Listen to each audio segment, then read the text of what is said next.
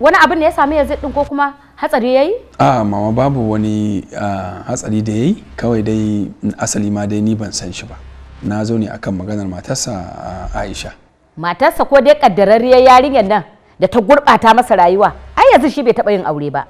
To, ita din dai nake nufi mama. Bai taba yin aure ba, kuma na ma ji an ce ta rasu. Ya Allah sarki, to Allah ya jiganta. Allahumma a'a. Allah dai ƙara mata nauyin hukunci. Subhanallah. Kaga, ba abin da ya shafe ka a cikin wannan maganar. To, ikon Allah. To yanzu dai mama ni ba wannan ba. Shi ina zan ga Yazid din. Kaga, ban sa inda yake ba. Dan Allah dan Annabi ba na son ka saka ni a cikin abin da bai shafe ni ba, ya zama to ka takura min. Ka ji na gaya maka. To mama ki haƙuri. Ki haƙuri sai an jima.